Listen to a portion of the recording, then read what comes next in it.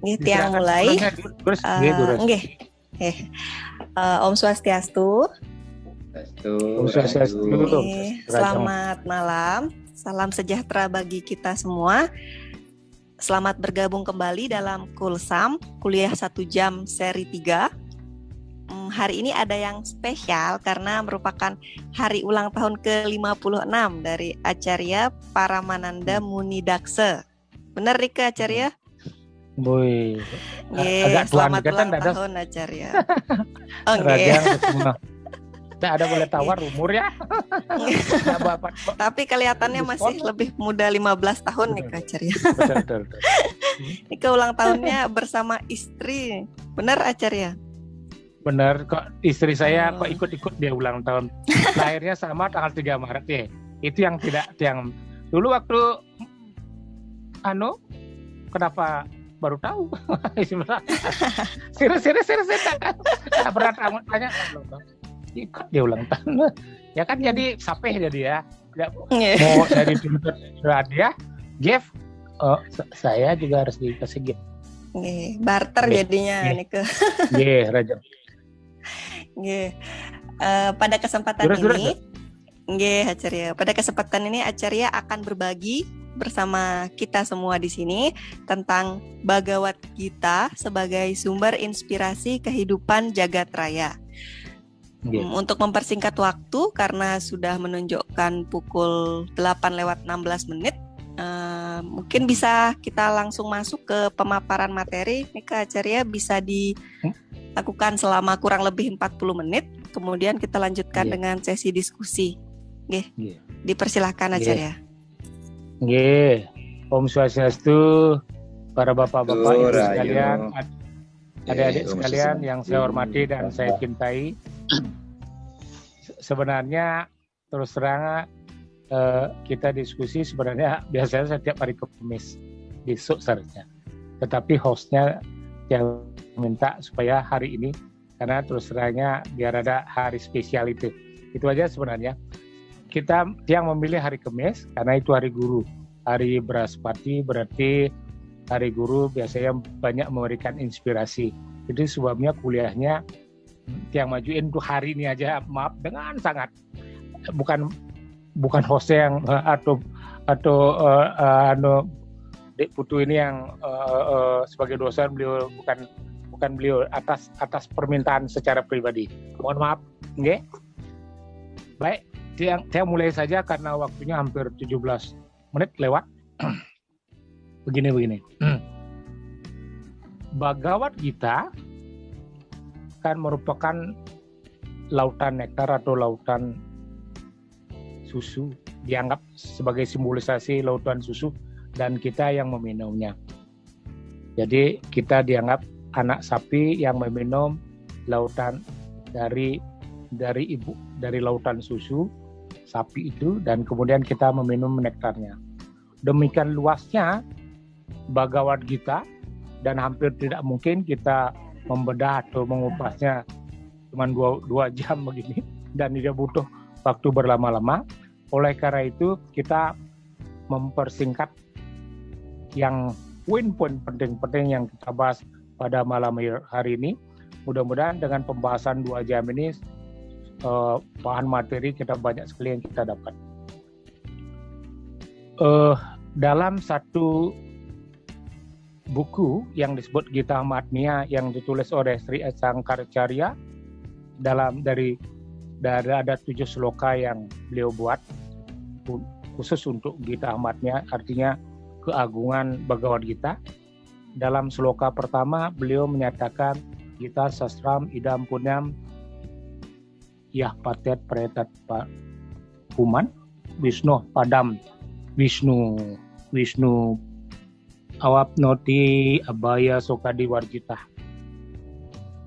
Artinya begini, orang yang dengan tekun mempelajari Bhagavad Gita, maka semua reaksi dosa-dosanya itu akan dibuang, dilepas.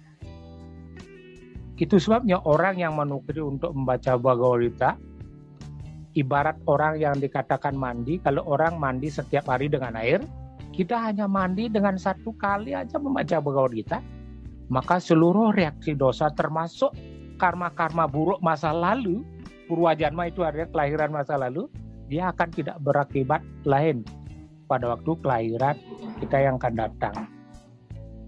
Itu sebabnya dikatakan barang siapa dimanapun dibaca, iki mantranya. Makanya sebenarnya yang harus memulai dengan mantra ini.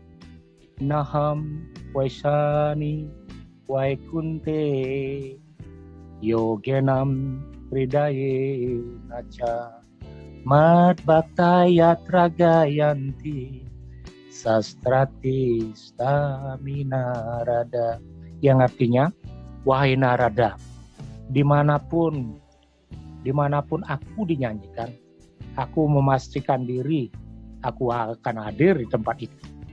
Ya mudah-mudahan dengan diskusi kita, beliau memang benar hadir, apalagi kita sedang membicarakan tentang kitab suci Bhagavad Gita yang kita yakini sebagai kitab Pancamo Weda.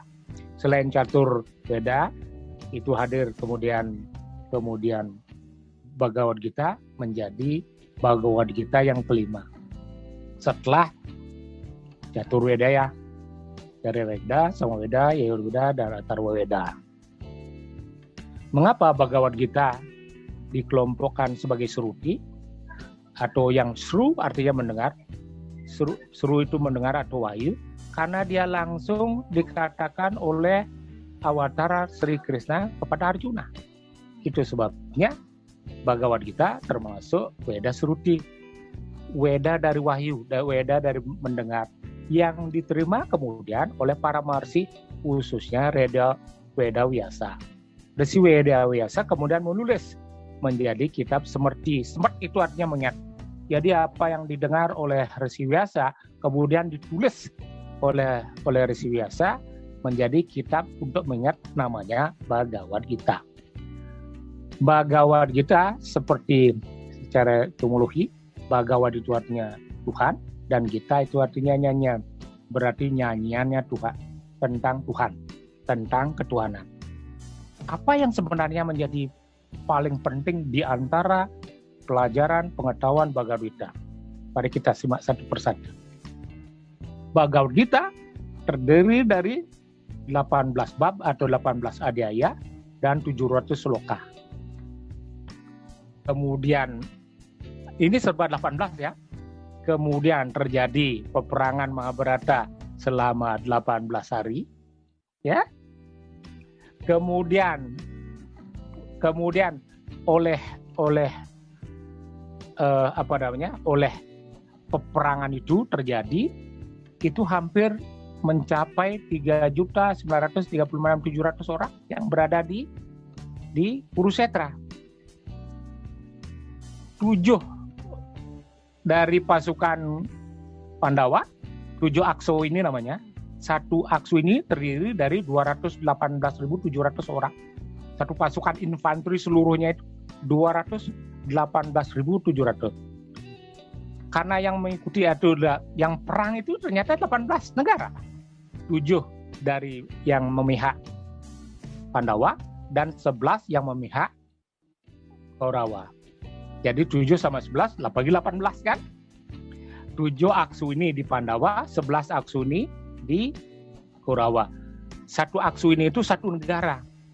Itu sebabnya hampir semua serba 18. Digambarkan kemudian bahwa dunia ini merupakan simbolisasi dari kekuatan Tuhan.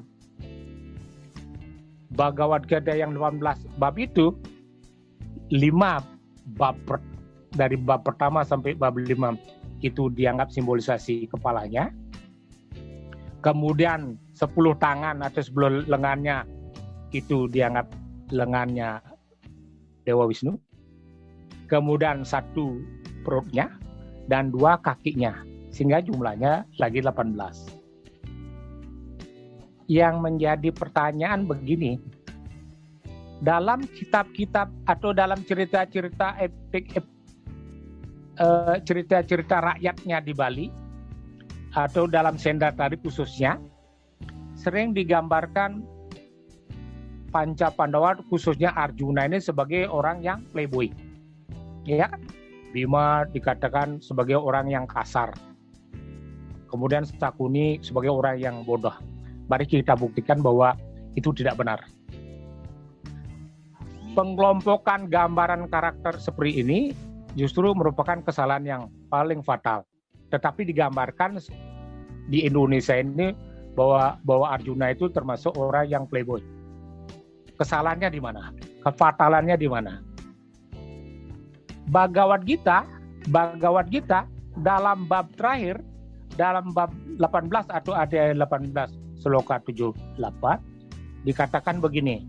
Yatra Yogeswara Krishna Yatra Parto Danurdara Twadare Sri Mirayu Buddhir Druanitir Matir Mama Yoga Kris Yatra Yogeswara Krishna Yatra Parto Danurdara Tata Sri Vijayo Buddhir Druanitir Matir Mama. Di mana sang penguasa orang yang menguasai yoga Sri Krishna ada, dan di mana sang pemanah Arjuna ada, maka di sana akan ada satu Srir, kemuliaan, Wijayu, kemenangan, Butir, itu kesejahteraan, dan yang terakhir itu adalah Nitir. Nitir itu adalah yang dimaksudkan moralitas tinggi. Kalau sampai Sri Krishna aja menyatakan di mana Arjuna itu ada, berarti Arjuna memiliki moralitasnya tinggi. Kan tidak benar mengatakan bahwa Arjuna itu jadinya dia playboy, dia sering main perempuan dan sebagainya. Dia menikahi Subhadra, dia atas perintah Krishna. Dia menikahi kemudian Ulupli, dia atas perintah para dewa, bukan atas kehendak sendiri. Apa yang dikatakan oleh Bhagavad Gita sebenarnya ada dua, Dharma dan Mama. Coba kita buktikan. Dalam sloka 1, adhyaya 1 atau bab 1 sloka 1 dikatakan Dharma setre kuru setre samaweta yuyutsawa mamaka pandawa caiwa kim akurwata sanjaya. Berarti pertama Dharma ya.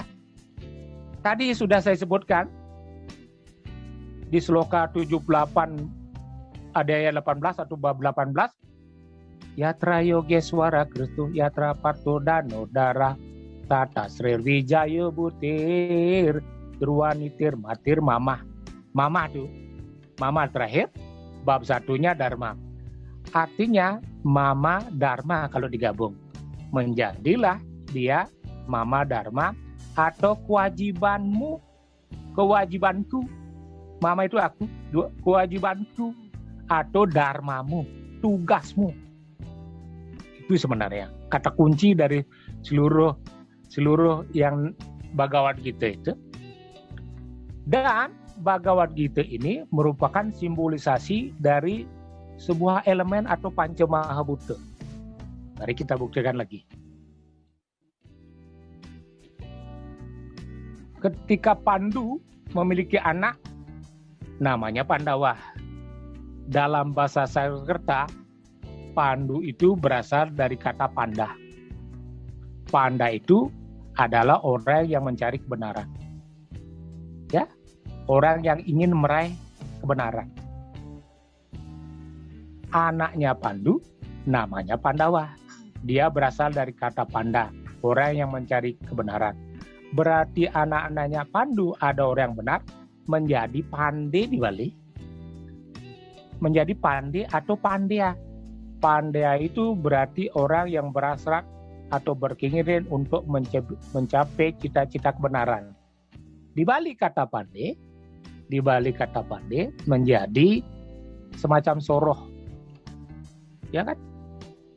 Soroh atau wangse atau klan.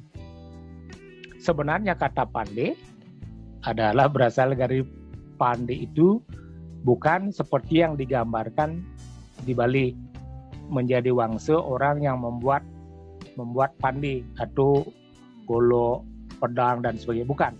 Tetapi pandai yang dimaksudkan adalah orang yang mencapai cita-cita kebenaran. Orang yang ingin meraih cita-cita kebenaran. Menjadilah pandai. Panca Pandawa ini kemudian lahir menjadi Yudhistira lahir pertama. Yudhistira itu dalam kosmologi Hindu dia sebagai apa? Yudhistira sebagai akasa, Yudhistira sebagai akasa, mohon maaf bukan apa, sebagai akasa, langit.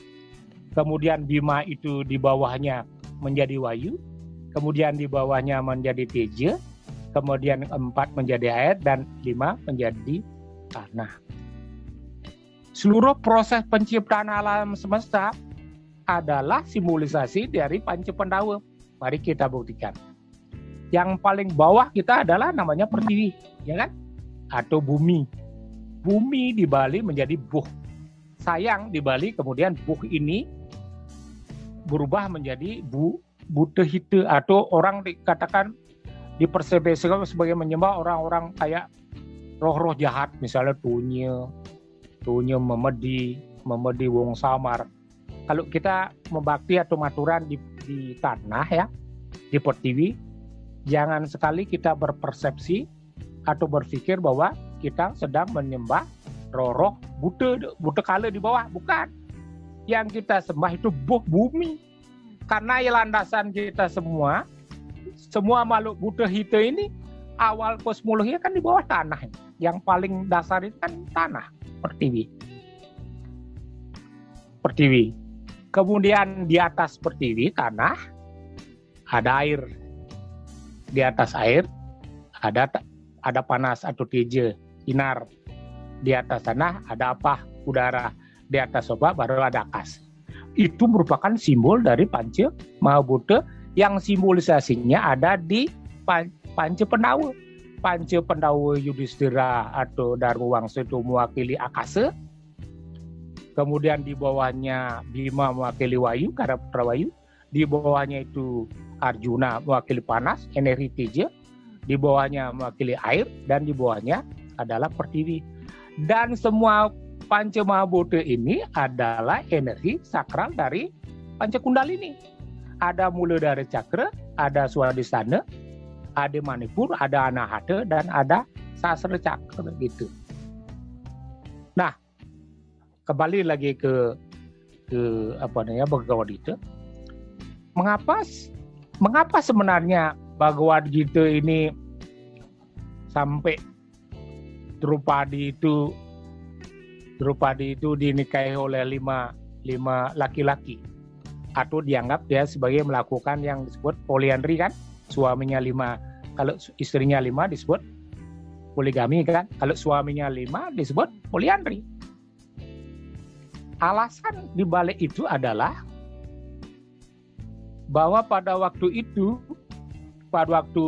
Drupadi masih muda, dia berkeinginan untuk memiliki 5 suami, yang 1 supaya dharma, 2 dia supaya kuat, 3 dia supaya intelek, supaya intelek, orang berbudi, 4 dia supaya ganteng, rupawan, 5 dia sebagai orang yang punya aktivitas.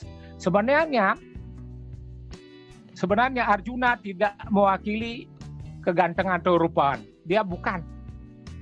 Dalam teks sastra, Arjuna mewakili budi pekerti. Lambang intelek, pintar, smart. Itu sebabnya Krishna justru dia menggunakan Arjuna sebagai simbol akan peperangan. Dia sebagai tangan kanannya, anggaplah seperti itu. Karena Drupadi meminta supaya suaminya besok memiliki 5 hal itu yang tidak mungkin dilakukan oleh siapapun, termasuk kita. Kita ada ganteng tapi tidak pintar, tidak kuat. Dia kuat tapi tidak punya intelek, atau dia punya intelek, dia tidak giat. Jadi salah satu ini pasti hilang. Drupadi justru memilih itu kepada Dewa Mahadewa, tolong berikan aku suami yang memiliki dharma, supaya orangnya baik, 2 orangnya kuat, 3 orangnya cerdas, smart, brilian, produktif, 4 rupawan dia ganteng, 5 dia aktif, giat bekerja. Tidak ada manusia seperti itu. Oleh karena itulah Mahadewa tetap memberikan dengan jalan memberikan kelima suami ini kepada Drupadi. Pada saat Ibu Kunti sedang memasak, kemudian Arjuna datang membawa Drupadi di dalam gubuk. Dia tidak menoleh, ibu-ibu, aku sudah membawa oleh-oleh. Dianggap Drupadi itu oleh-oleh. Nak, oleh Kunti kan, nak, seperti biasa, kamu bersaudara 5, bagilah berlima seperti biasa. Begitu ditoleh, ternyata yang dibawa Arjuna adalah seorang perempuan.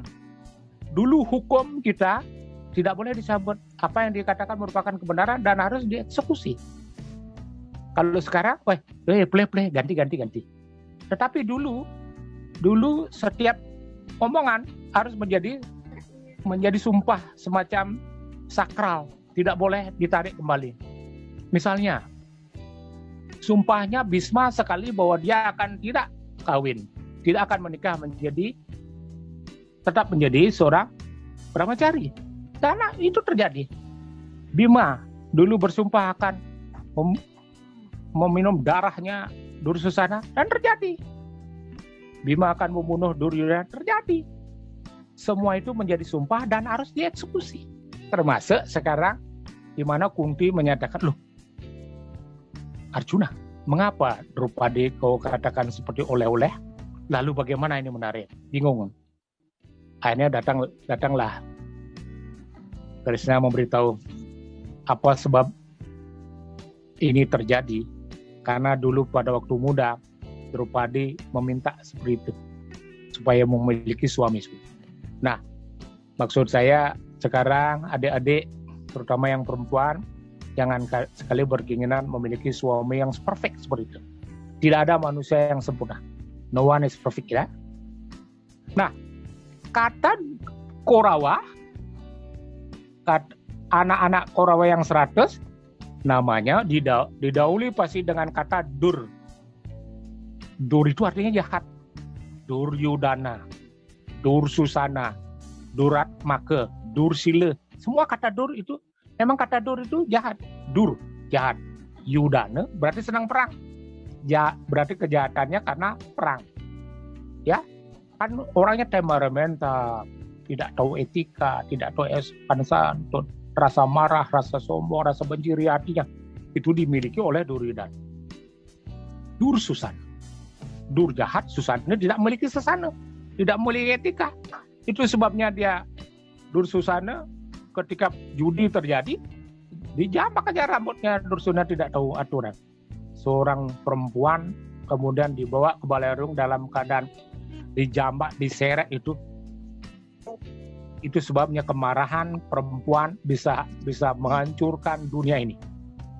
Sebenarnya perang Mahabharata, kehancuran dinasti Kuru, ya gara-gara Drupadi kemarahan. Itu sebab saya berharap kemarahan perempuan sekarang ya ditahan-tahan lah ya.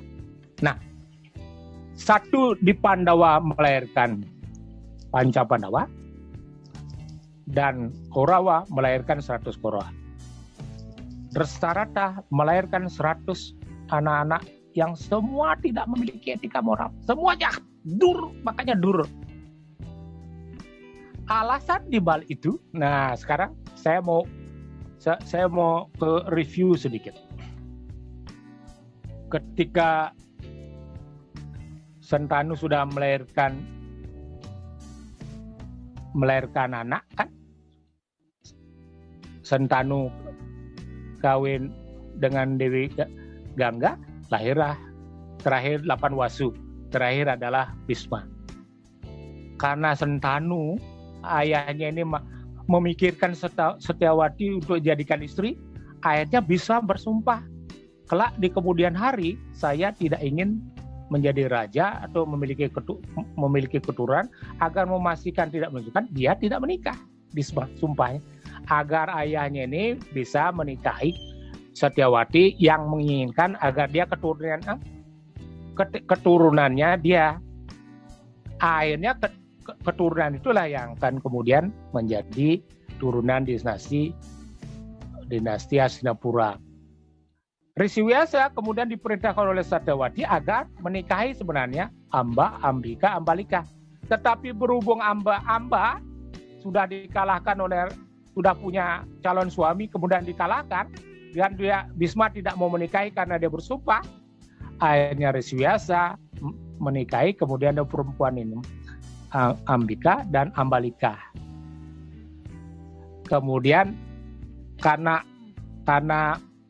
Ambika ini pada waktu berhubungan dengan Resiwyasa menutup mata, lahirnya kemudian Drestasasa buta.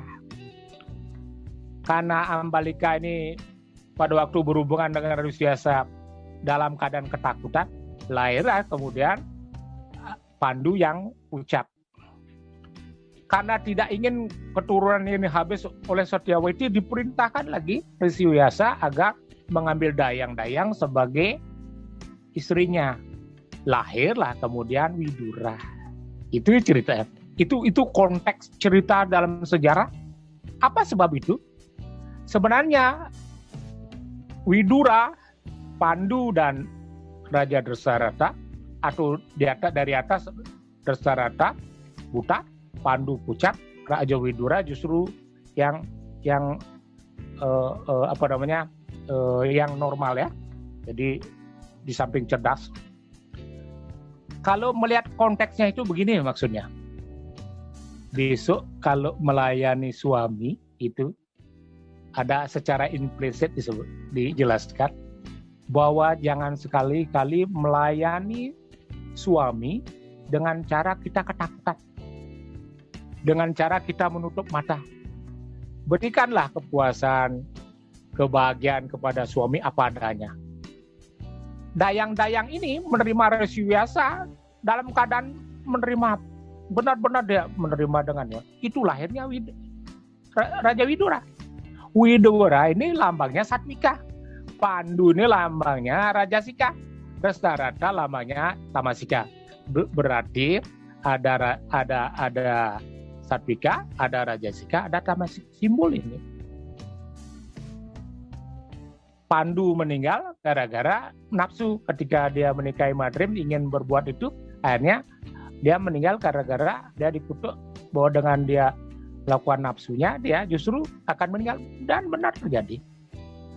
Di balik cerita kisah-kisah itu terdapat sebenarnya bahwa karya yang monumen dan tidak akan pernah terjadi di medan Kurukshetra adalah bahwa sebenarnya yang terjadi itu adalah berkat karma ya. Semua Sanjaya menjadi pembicara itu kan atas karma. Siapa yang melihat kekuatan saktinya Krishna ketika melakukan berawatar kan hanya dia yang melihat benar-benar dengan Diwa Dristi. Diwa Dristi itu adalah penglihatan dengan mata dewa. 1 Sanjaya, 2 Arjuna, 3 Resiwyasa. Tidak lain, yang lainnya tidak melihat. Dengan kekuatan yang diberikan Raja Vyasa untuk melihat, diberikanlah Sanjaya untuk bercerita kepada Dasarata yang buta, karena dia menolak diberikan kekuatan sakti kepada Resiwyasa. Ternyata jatuhnya ke Sanjaya. Kenapa Sanjaya? Ternyata Sanjaya ini keturunannya orang-orang suci ternyata. Setelah dibaca teks itu ternyata keturunan suci, memang dia yang berhak menerima. Kemungkinan itu yang menjadi salah satu connect relasi daripada mengapa Sanjaya kemudian diberikan Diwa Dresti namanya. Diwa itu dewa. Dresti kemampuan untuk melihat secara langsung. Dan itu dilihat personifikasi dari Dewa Krishna. Itu. Nah, dari hal-hal itu kemudian Bhagavad Gita yang kita diajarkan oleh di depan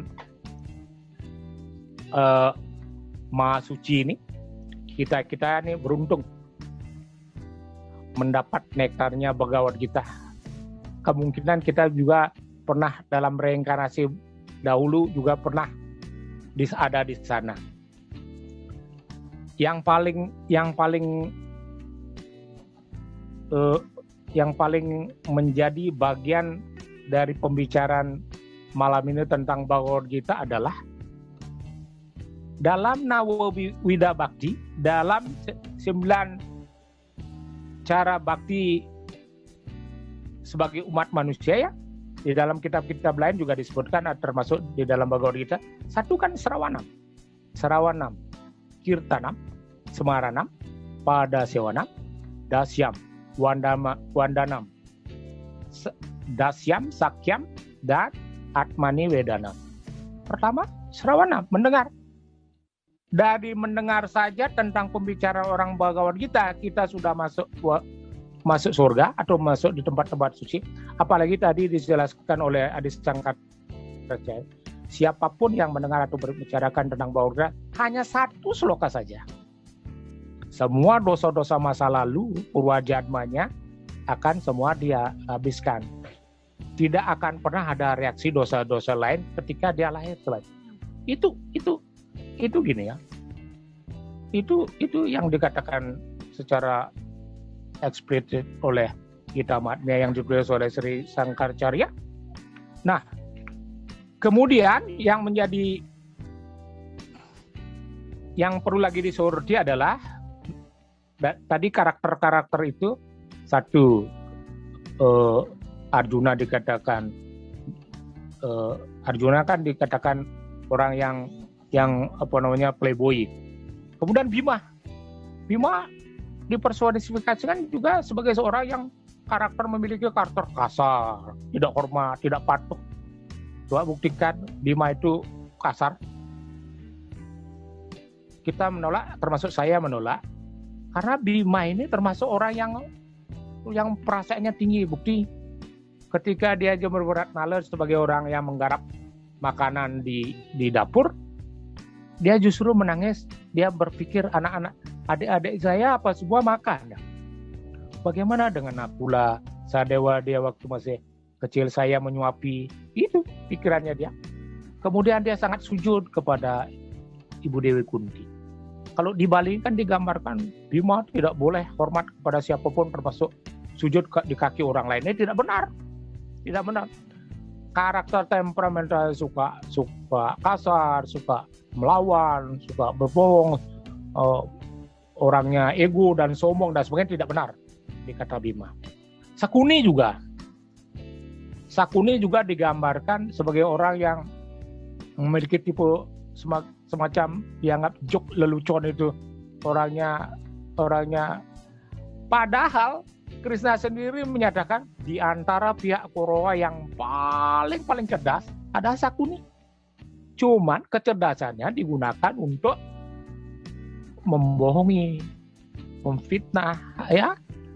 Buat Sakuni ini termasuk orang yang sangat licik. Di samping memiliki iri hati yang besar, Sakuni termasuk orang yang cerdas. Ya, cuman kecerdasannya digunakan untuk yang berbuat jahat.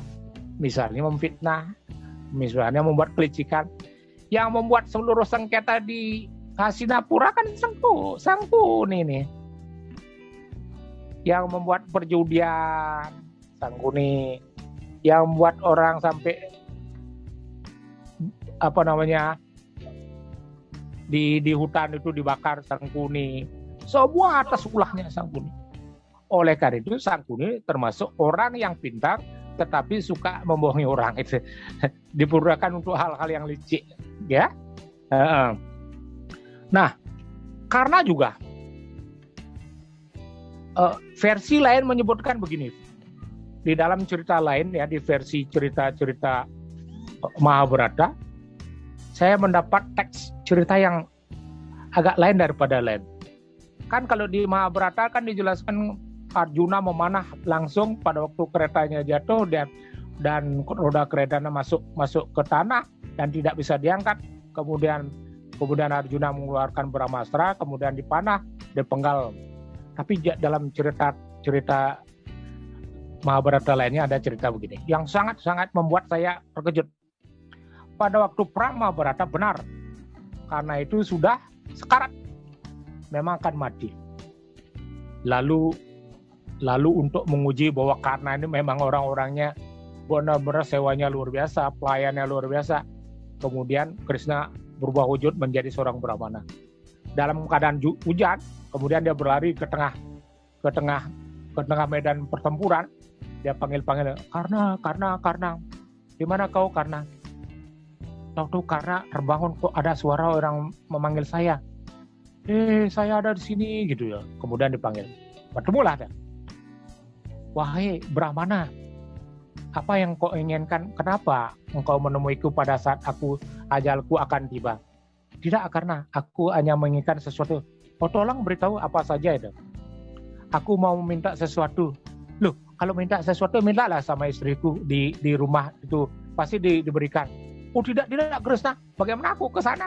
Ini jauhnya yang luar biasa, ini medan Kuru. Sedangkan rumahmu yang jauh sekali. Tolong berikan. Baiklah kalau gitu. Apa yang terjadi? Karena kemudian dia ngambil batu, giginya ini gigi emas semua, diampur semua, tok. Sudah dipukulkan keluar darah, diserahkan kepada Brahmana ini yang sebenarnya menyamar Brahmana adalah Krishna. Karena kau memberikan emas itu dalam keadaan berdarah begitu, gitu. Kemudian karena dia tahu begitu, kemudian dia ngambil panah terakhir, kemudian dibawa ke atas, keluarlah hujan sampai bersih, diserahkan. Baru kemudian Krishna berubah menjadi Brahmana berubah menjadi Krishna. Loh, kenapa Krishna dandawat itu artinya saya sujud ke kakimu. Krishna, ternyata ternyata memberikan aku melihat langsung wajahmu yang terakhir. Terus kemudian Krishna mengatakan kepada Karna, sungguh luar biasa hatimu. Karena itu artinya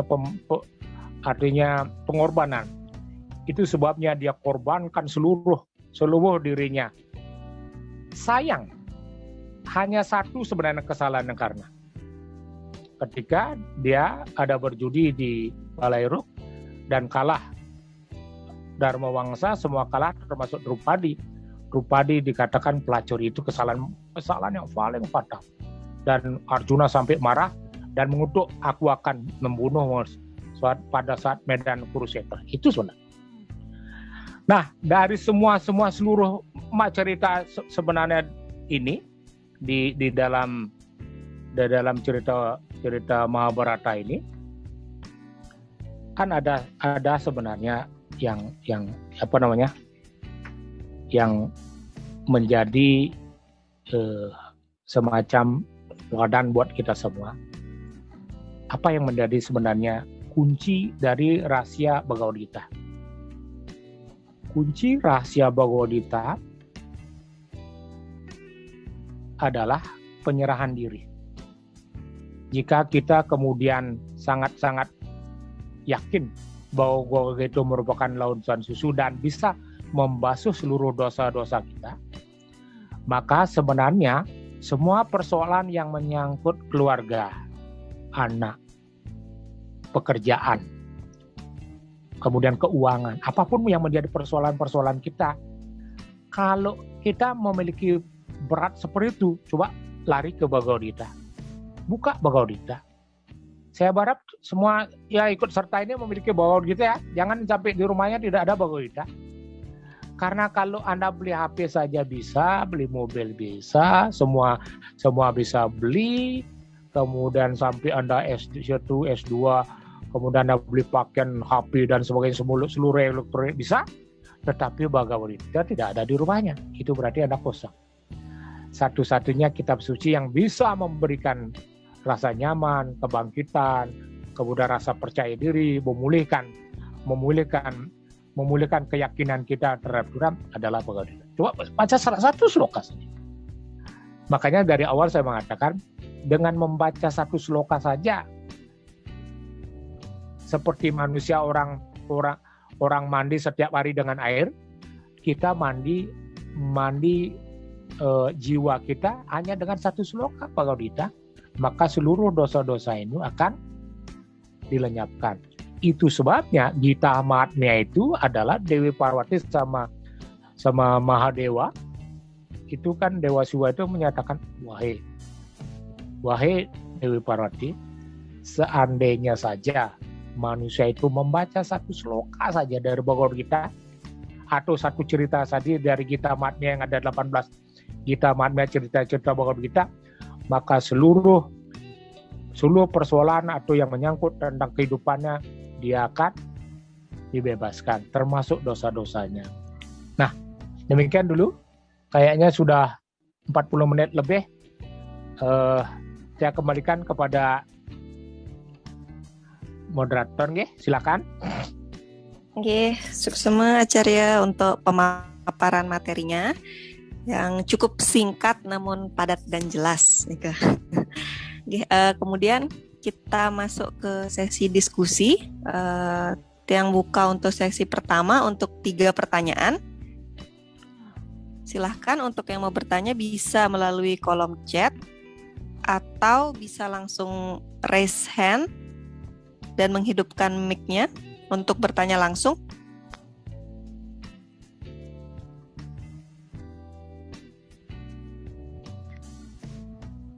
Silakan.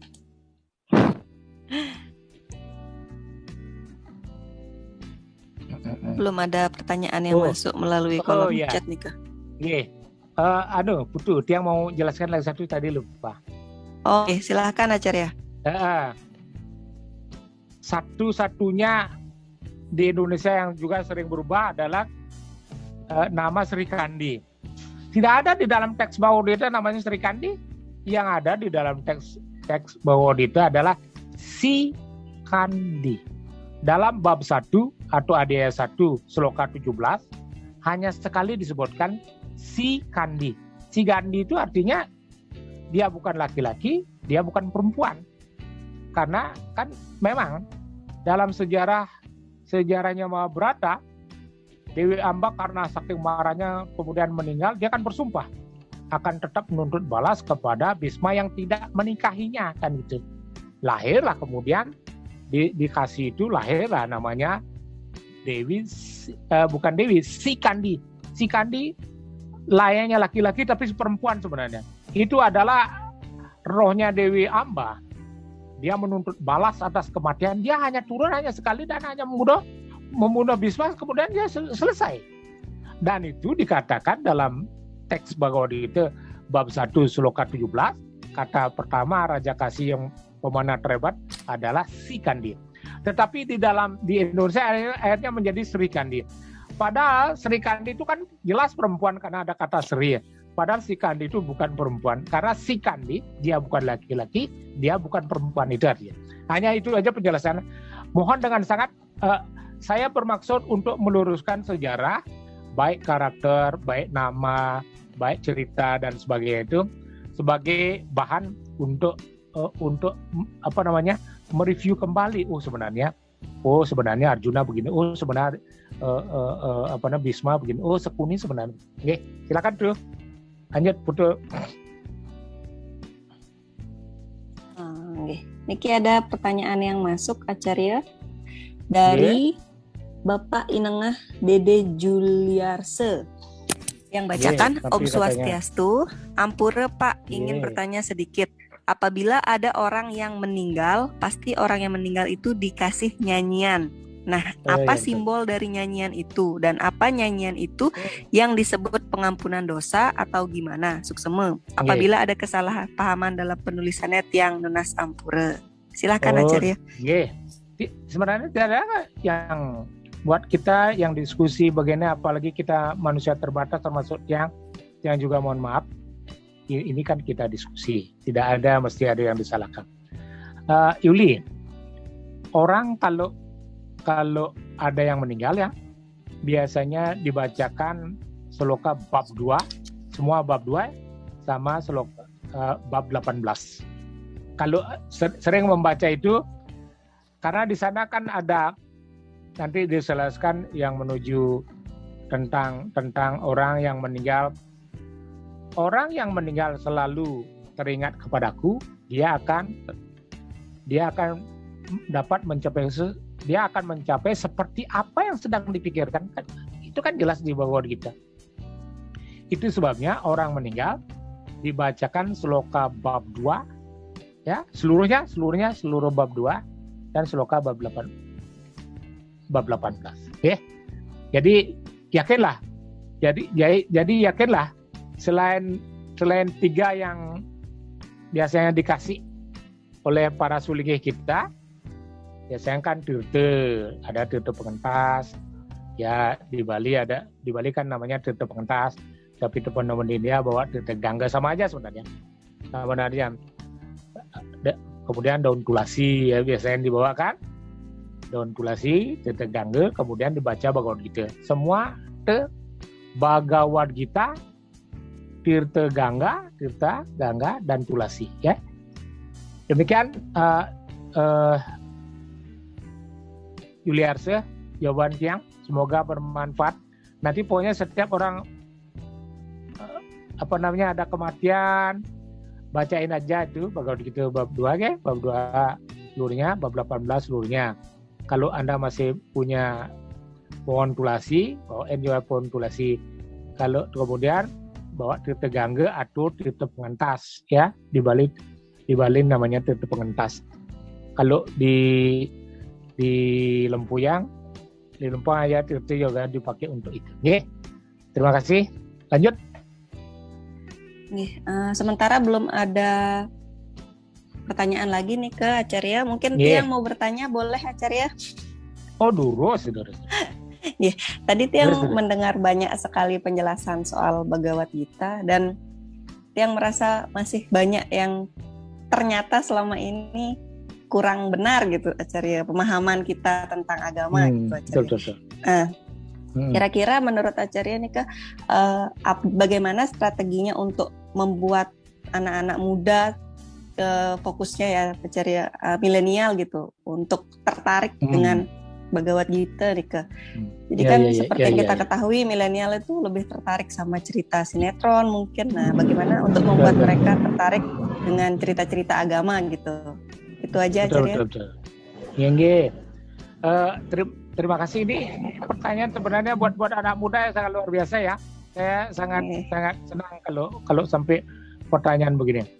Apa yang membuat kitab-kitab suci kita termasuk anggaplah tanda petik kurang diminati oleh anak-anak yang ya anggaplah orang kalau dimasukkan dalam kelompok milenial oke lah, dalam kelompok satu pengajarannya terlalu rumit, dia teologinya dibicarakan, kurang bicara tentang kenyataan eksistensi atau semacam cerita-cerita yang membuat menggugah dia. Ternyata begini ya.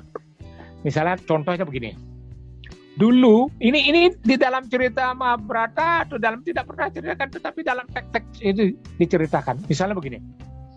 Ketika perang Pandawa meletus, Arjuna pernah bercerita tentang strategi perang Mahabharata, formasi Padmavyuha namanya atau Cakravyuha.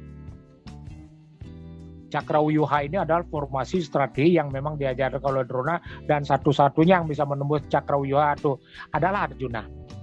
Nah, ketika dia bercerita tentang itu, ketika itu Arjuna bercerita itu, Subhadra, Subhadranya dalam keadaan hamil.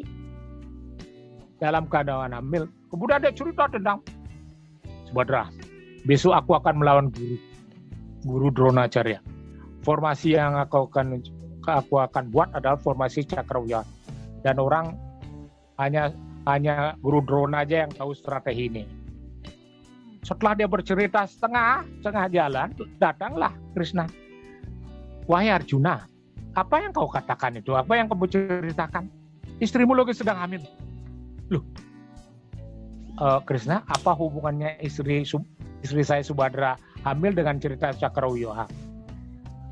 Tahu dikatakan Krishna, Arjuna, ketahuilah esok lusa ketika anakmu lahir, anakmu tidak perlu diberitahu tentang strategi Padma Yuha atau Cakrawuha. Dia akan mendengar langsung dari kalian.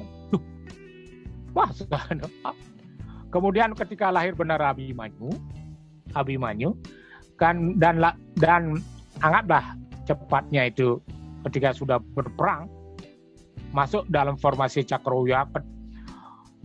Ketika perang memang sudah terjadi, Abimanyu sudah besar, sudah mencapai umur 16 tahun, dan dia tahu itu Cakrawuha satu-satunya tidak bisa tembus. Malah yang menantang, saya tahu. Kapan Abimanyu tahu ini? Akhirnya benar, masuklah menyerang dia formasinya Drona. Mengapa Abimanyu wafat atau meninggal? Karena ketika Arjuna itu tidak bercerita secara utuh, baru 3/4, tidak tahu jalan keluarnya, karena kedatangan Kresna yang menutup cerita itu sebabnya Abimanyu wafat karena untuk jalan keluar formasi tidak tahu, karena Arjuna tidak cerita itu. Jadi orang tidak tahu di balik cerita-cerita itu demikian itu sebenarnya ada cerita-cerita yang luar biasa yang orang tidak tahu. Tetapi cerita ini memang benar ada. Bahwa formasi cerita Cakrawuha yang tidak bisa ditembus oleh siapapun hanya Abimanyu yang tahu. Nah, apa alasan sekarang, makna apa yang didapat dari cerita itu? Orang yang hamil mendapatkan pendidikan namanya pendidikan prenatal. Pendidikan pada waktu ketika belum lahir. Makanya kalau memberikan pendidikan prenatal, diberikanlah sebenarnya cerita-cerita yang menarik agar dia besok mendengar langsung cerita-cerita yang kita ceritakan. Itu anak-anaknya biasanya cerdas karena ibunya rajin sekali bercerita. Jangan bercerita tentang kekerasan, jangan bercerita tentang kasar, jangan bicara tentang peperangan, jangan bicara tentang hal buruk, karena dia didengar.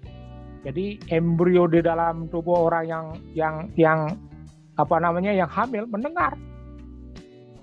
Dia harus dijauhkan dari orang berjudi, dia dijauhkan dari omong-omong yang kasar, keras, dia dijauhkan dari perkelahian.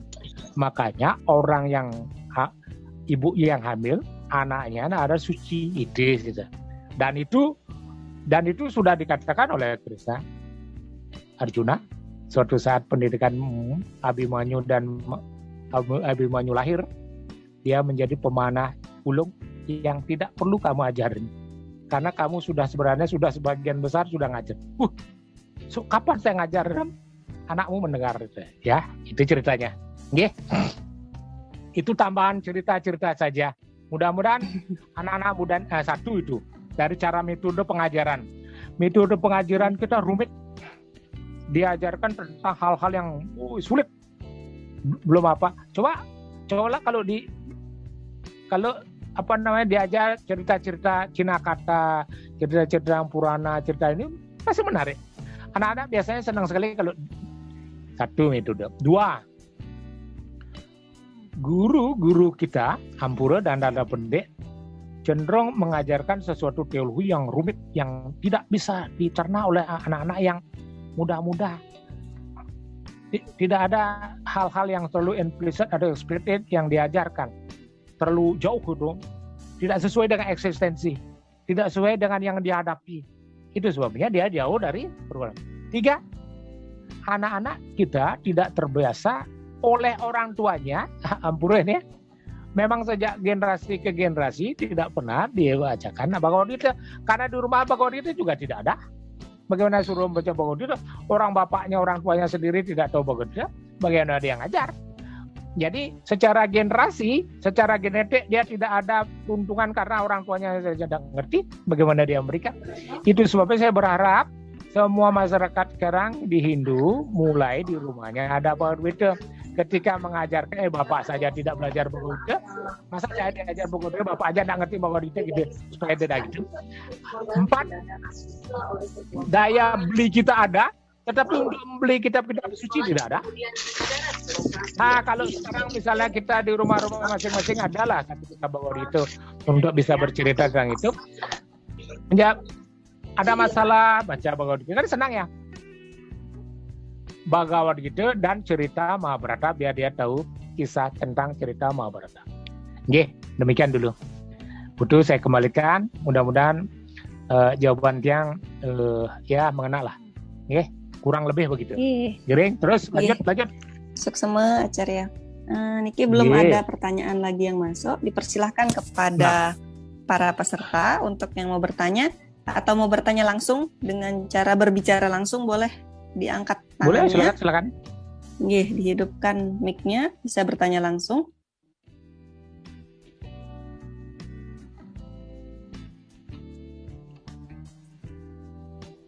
Sambil menunggu pertanyaan, mungkin ada yang mau diceritain lagi Acarya. Mungkin teman-teman lebih suka mendengar nih. Iya, mendengar ceritanya. Nah, cerita-ceritanya menarik gitu. Dari tadi yang juga dengerin, ternyata gini ya. Ternyata selama ini banyak yang kurang bagus gitu pemahamannya. Nah, jadi dengan cerita bertutur seperti itu, ternyata itulah maksudnya ya. Ternyata. Nah, sebenarnya yang diajarkan di dalam cerita Mahabharata khususnya judi, khususnya judi. Jangankan kita, Raja Yudhishthira itu Dharma Wangsa seperti itu, dia sampai terjun berjudi dan dia mempertaruhkan istri, mempertaruhkan kerajaan, mempertaruhkan saudara-saudara, mempertaruhkan seluruh senjatanya untuk jual berjudi. Berarti kan ada lupa dia. Berarti maksudnya orang yang berjudi hampir seluruh pikirannya itu dia terbenam dalam kesenangan. Lupa dia. Lupa tata krama etika. Sampai kemudian istri sampai tergade, anggaplah kalah. Kalau orang sampai kalah, dia lupa. Kerajaan kalah, digade. Saudara-saudaranya sampai istri kalah, sampai dirinya kalah, sampai dipertanyakan yang kalah duluan itu suami saya, Dharmawangsa, apa dia kalah untuk mendirikan saya? Jangan kalah Dharmawangsa duluan, terus kemudian mempertaruhkan istrinya. Itu dalam judi tidak boleh, sudah kalah ya, tidak boleh mempertaruhkan. Yang menyebabkan sebenarnya terjadinya perang Mahabharata sampai dinasti kalah karena perempuan. Karena Drupadi bersumpah kalau saya ketika dia diseret, kemudian diseret, dia bersumpah bahwa saya baru menyanggul rambut saya apabila saya dibasuh dengan darahnya Dursusana. Dur itu artinya jahat. Susila tidak punya etika. Masa istri raja meskipun iparnya itu diseret itu, luar biasa. Apa yang menyebabkan terjadi di dalam? Padahal di sana pada waktu diseret ada Dronacharya, ada kakek Bisma, ada Kripacara, ada semua kan. Apa sebab tidak bicara? Baru ketika kita tahu ketika Bisma akan wafat, apa yang dikatakan Bisma? Wahai Yudhishthira dan anak-anakku, cucu-cucu Pandawa. Apa sebab aku tidak bisa bicara tentang benar? Karena makananku yang aku makan berasal dari kejahatan. Semua Hastinapura itu beroleh dari kejahatan. Itu yang menyebabkan aku lupa seluruh kebenaran itu, lupa. Tidak berani ngomong, tidak bisa bicara. Karena kebenarannya terpendam. Ya kan? Ketika kemudian Arjuna sudah memanah sampai keluar darahnya, baru bicara tentang kebenaran. Drupadi kemudian ketawa dia di Kurukshetra. Ketika Bisma bicara tentang kebenaran, tentang bagaimana menjadi raja yang baik, justru Drupadi ketawa dia. Drupadi, kakek Bisma sedang bicara tentang kebenaran, kau malah justru. Kakek, ada pertanyaan satu. Ketika aku ditelanjangi di depan Kurukshetra, ketika kakek ada di Bailur, kenapa kakek tidak bicara? Kenapa baru sekarang bicara tentang kebenaran? Kenapa tidak dari dulu aja waktu di Bedong bicara benaran? Kemudian kakeknya sudah tahu dan benar kau Drupadi. Itulah sebabnya kakek katakan bahwa aku terbungkus oleh makanan yang berasal dari kejahatan. Itu makanan itu berasal dari merampok, dari korupsi, dari memfitnah, dari semua kejahatan itu, dan kakeknya yang makan. Jadi semua orang-orang penting di dalam Hastinapura tidak ada yang benar. Dronacara makanan dari Hastinapura, Bhisma makan dari kejahatan, Kripacarya kemudian makanan dari kejahatan. Semua terbungkus dan terbelenggu oleh kejahatan. Oleh karena itu orang yang terbelenggu dalam kejahatan, dia tidak bisa bicara benar. Ampura dalam tanda petik, sekarang orang korupsi dia tidak bisa bicara benar. Kenapa? Tidak ada yang berani bicara, karena dia makanannya berasal dari makanan korupsi, terbelenggu. Coba orang benar dia lepas saja, orang dia tidak berkorupsi. Yang ketakutan justru orang yang korupsi. Dia terbelenggu oleh kejahatan sendiri karena otaknya, kan makanan itu ada 3. Makanan yang kita makan, yang paling kasar akan menjadi kotoran. Yang lebih halus makanannya akan membentuk tulang belulang, darah dan sebagainya. Seluruh tulang belulang ini, darah dan otak ini berasal dari makanan yang halus. Yang paling halus membentuk pikiran. Itu sebabnya dikatakan di Quran what you eat. You are what you eat. Seperti kamu apa yang kamu makan. Kalau makanan berasal dari kejahatan, dia pasti jahat. Makanya di Bali katakan alaulah tinamu. Ayu kinardi, ayu pinangge. Kalau kamu berbuat baik, pasti baik dapat. Kalau jahat, ya jahat. Alaulah tinamu. Kalau berbuat baik, pasti. Alaulah tinamu. Ayu kinardi, ayu pinangge. Pasti baik. Semua kejahatan itu sebenarnya hanya ada 3. Makanan ini akan membentuk kita. Makanya disebut anumayakose kan? Anumayakose berasal dari makanan yang kita makan. Pranamayakose dan manoyakose, dari nafas dan manoyakose, dia akan membuat pikiran kita baik atau tidak. Kemudian prajnamayakose dan anumayakose berasal dari seorang orang yang melakukan satvika. Kebahagiaan, pengetahuan itu berasal dari pengetahuan yang benar, ya.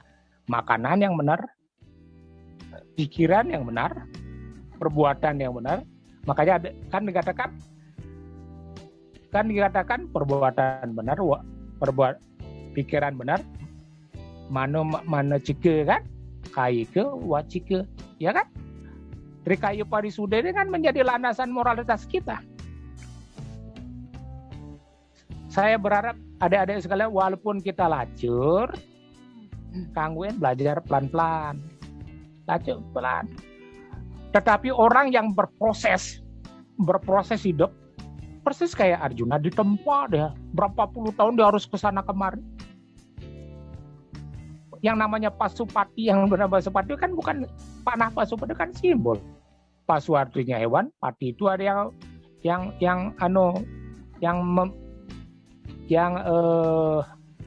menguasai sifat-sifat kehewanan disebut Pasupati.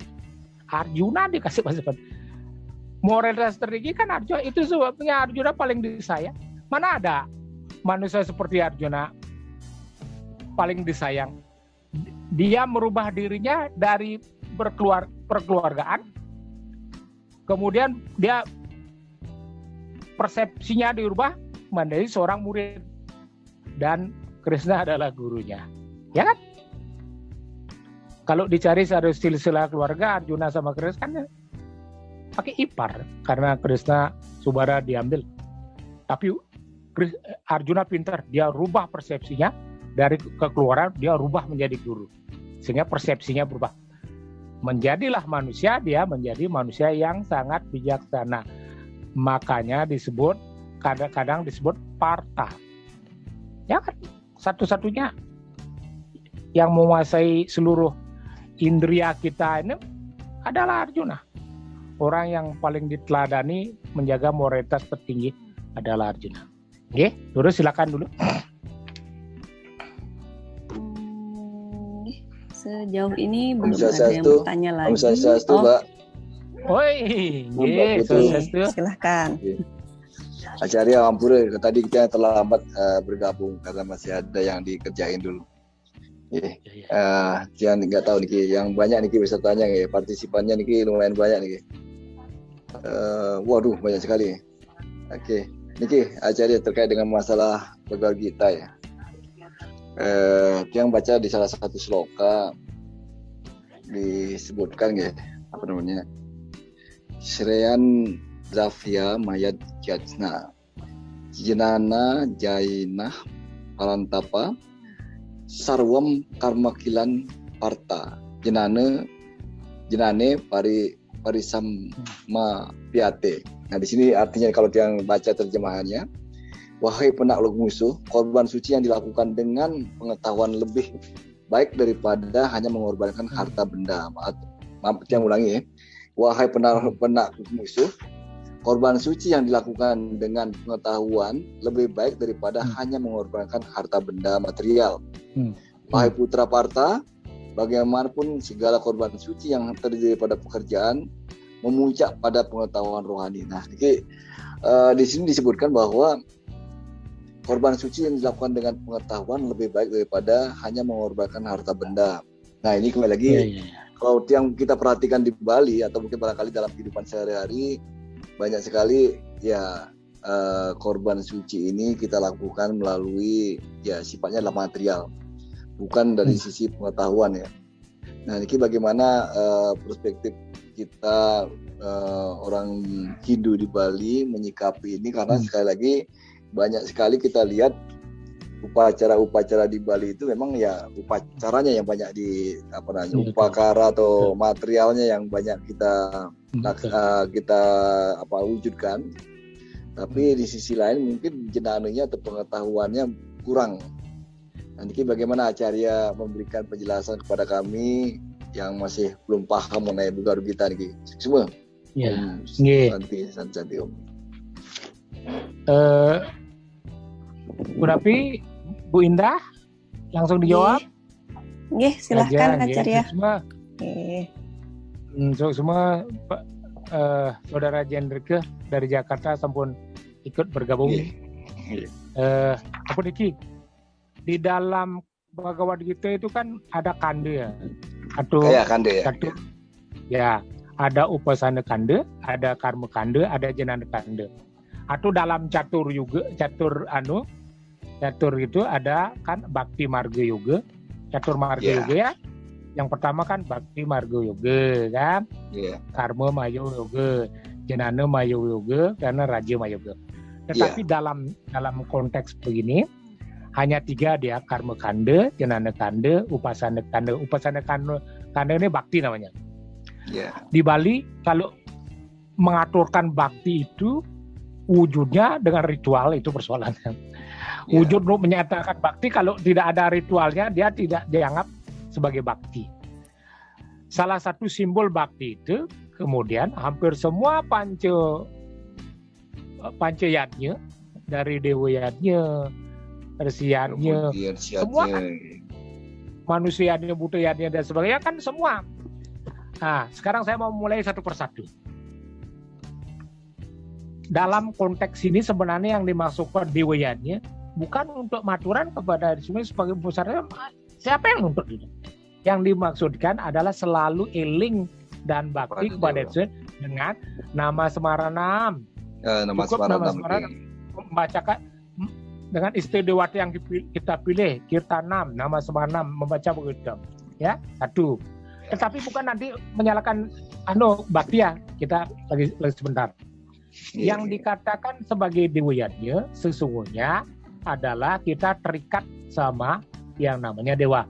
Buktinya, mari kita bakti berasal dari kata bagawan, Tuhan artinya. Bakti itu berasal dari kata bagawan, dan akti ikatan. Berarti orang yang terikat sama Tuhan. Orang yang melakukan bakti adalah orang yang terikat sama Tuhan. Persoalannya pengejauhan tahan atau eksekusi orang melakukan yadnya, bakti itu selalu simbolnya dengan upacara, itu persoalannya. Padahal Bhagavad Gita kan Patram Puspam Palam Toyam Yume Bhaktya Prayat Kati. kamu dapat mempersembahkan hanya dengan bunga, air dan Bunga. kan dianggap tidak. Wah, itu. Nah, mari kita bawa. Sesungguhnya yang dimaksud itu Patram Puspam Palamdoyam bagi mereka di tempat-tempat yang tidak ada hubungan, yang tidak memiliki misalnya basisnya tanah bunga-bungaan. Di Bali ya oke lah, di Indonesia oke. Tapi di luar negeri mana ada? Mana cari tipe pengentas? Kalau harus ada upacara, harus ada canang. Mana cari canang? Siapa yang bisa buat canang? Bunga aja ada, cari busung. Kalau kita terperangkap dalam pola berpikir itu, jangan mengkotak-katakan atau memadukan cara berpikir. Campur adukan. Cara berpikir orang Bali dengan cara berpikir orang luar. Orang di luar jelas tidak memiliki itu, kapasitas itu. Mana ada? Misalnya dupa ada. Apa itu berarti dia tidak beragama Hindu? Kan tidak. Artinya budaya Bali jangan terperangkap sampai orang itu singgil mau Bali mengkengken ale canang, dijeng ale tetep pengentas, dijeng ale pemangku, dijeng ale sulingge. Yang kejang dijeng ale kawitan. Apalagi ada kawitan ya. Nak kawitan tiangnya di Lombok niki tiang di Kalimantan kawitan tiang.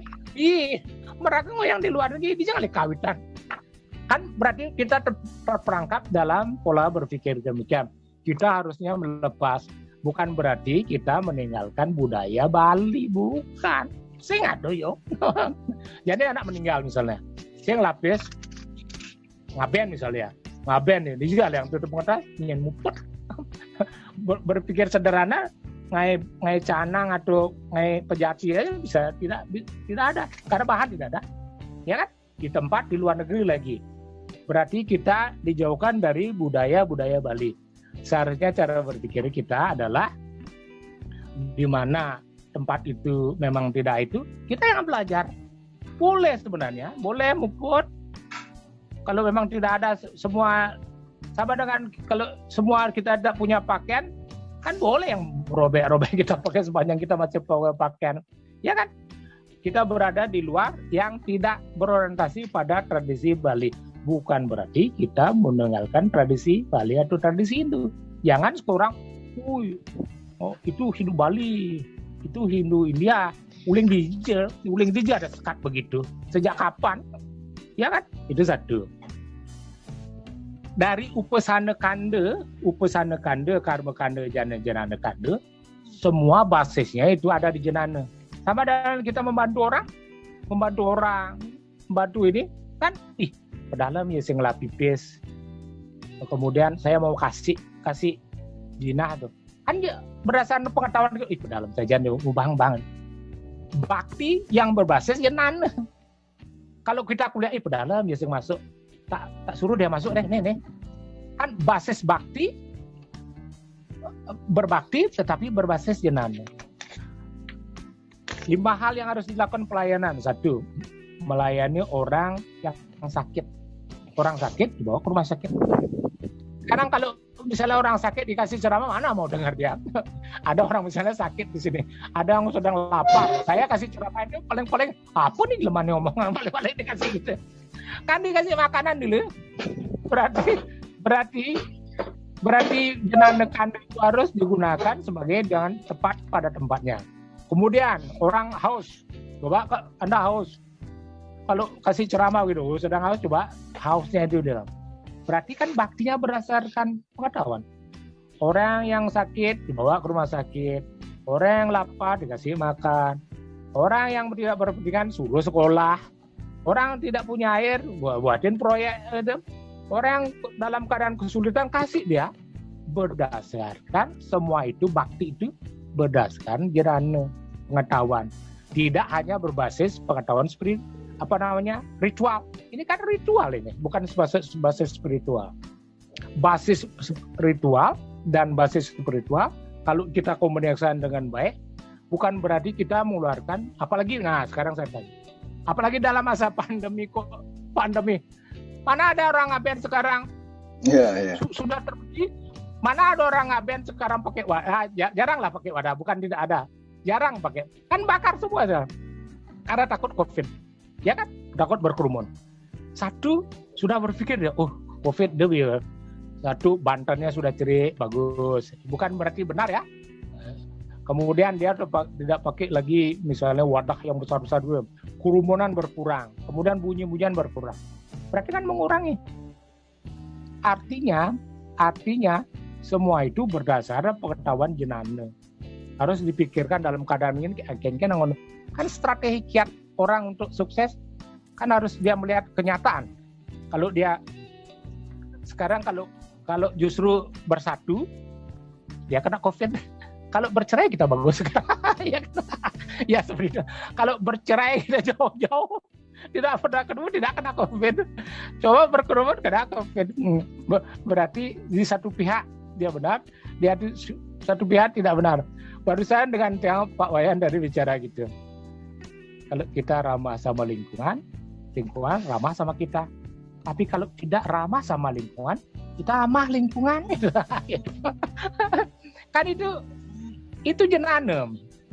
Jadi saya setuju dengan Jenderke bahwa bukan berarti menghilangkan, tapi seperti Jen misalnya di Jakarta bukan sibuk, paling dupa aja kita pakai sama air. Mungkin aja canang tidak ada kan canang di Jakarta. Di mana cari dah? Mau ke Rawamangun mau beli jauhnya luar biasa. Jadi kan disesuaikan dengan kondisi. Kalau semua orang pakai pejati tinggal seperti Pak Wayan sekarang tinggal di hutan itu beliau, tidak ada orang Bali misalnya anggap beliau laki-laki di sana. Sekarang buat suruh pejati, buat tirte, buat kemudian mana beli orang masyarakatnya orang buat aja seperti itu tidak ada. Jadi kecerdasan itu timbul akibat kita memahami tentang situasi. Itu aja, Jen, semuanya. Jadi basis semua karma kanda perbuatan, bakti kanda, upasana kanda adalah basisnya jenana. Jadi pengetahuan kita harus smart. Semua acaranya. Rajang. Sebelumnya nih kayak acaranya. Mungkin mohon maaf mengganggu semua yang ucapkan selamat ulang tahun buat acaranya ya. Sukses. Saya mau nyejer 1 minggu deh. Nyejer 1 minggu. Sebab saya nyejer 1 minggu. Ini ada kue banyak semakin lama gitu. Saya sebaiknya nyejer 1 minggu. Masih menerima jajan. Ternyata anak mahasiswa tadi bawa kue. Wih, kalau begini setiap hari saya ulang tahun dapat nyejer di 1 minggu. Ada kue banyak. Terus. Hanya bercandaan. Terus butuh. Acarya. Masih ada waktu sekitar 10 menit lagi. Dipersilahkan kepada para peserta yang ingin bertanya. Kalau sudah tidak ada yang bertanya, boleh dikembalikan lagi ke Acarya untuk memberikan closing statement, Acarya. Dipersilahkan.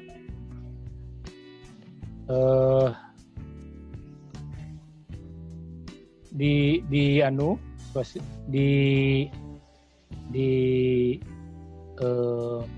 Bhagavad Gita yang demikian luasnya yang sangat luar biasa. Jadikan Bhagavad Gita ini sebagai semacam persahabatan.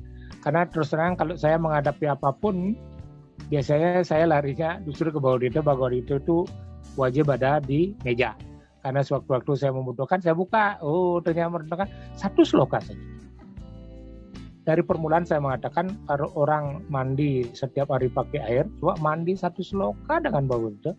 Semua dosa-dosa dan reaksi dan membuka kemudian selubung tabir-tabir kita yang kemudian dicengkram dari pikiran, dari avidya menjadi vidya. Dari avidya menjadi vidya. Makanya kan terakhir dikatakan begini, Om Tat Sat Iti Srimad Bhagavad Gita Supanisatsu Brahma Widya Yoga Sastra Sri Krishna Arjuna Samwadi Om Iti Sat Bhagavad Gita Upanisadaha Samapta gitu. Ya, mudah-mudahan dengan Bhagavad Gita ini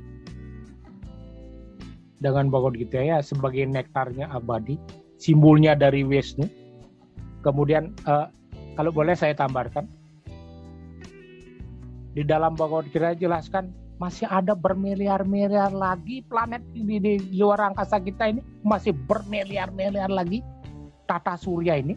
Karena tata surya ini 14 planet ini kan terdiri dari begini, 7 planet yang ke atas, 7 planet yang berada ke bawah. Makanya 14 planet ini terdiri dari Burbhaswah, Mahajana, Tapu, Satya.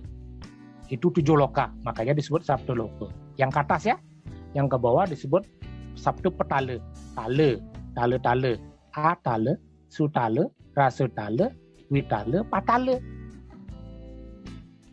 Dari satu planet yang kita lihat saja dengan kasat mata itu planet matahari yang begitu jauh, kemudian dalam kitab-kitab suci mengatakan dengan jelas masih ada bermiliar-miliar planet cahaya sinar matahari, planet matahari dan planet Chandra. Coba begitu ya.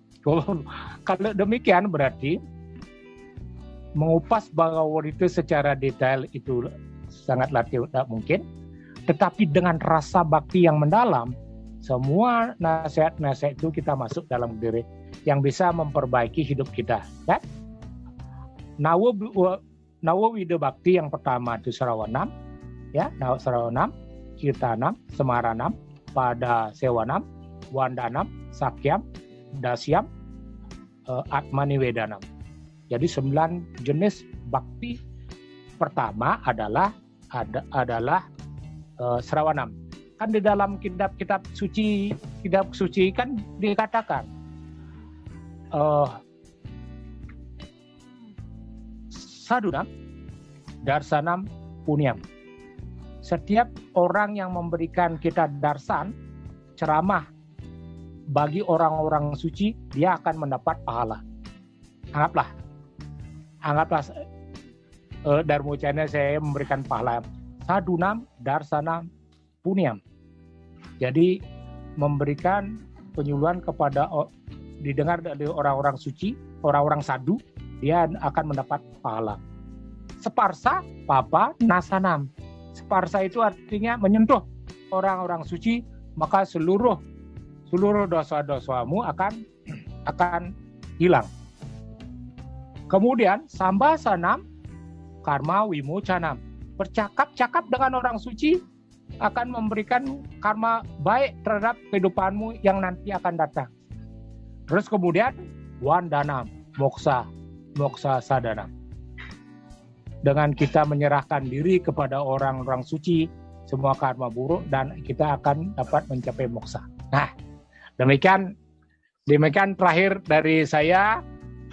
Semoga saudara-saudara dimanapun berada yang mendengar tentang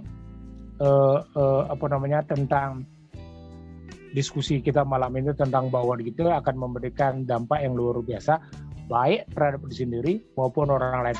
Karena dikatakan jangankan Anda yang mendengar, orang lain yang mendengar di sini kalau ada binatang dia dapat moksa.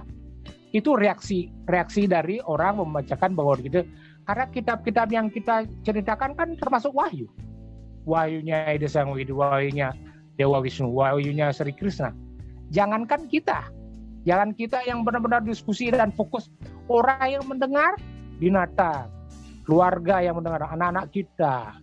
Kemudian ada hewan-hewan yang misalnya ada cecak, dia mendengar, dia dapat reaksi. Itu hebatnya Bhagavad Gita ya. Jadi demikian dulu saudara-saudara. Yang tutup dengan para mesanti Om Santi Om. Kita yang kembaliin kepada Putu. Santi. Silakan. Sukses semua Acarya.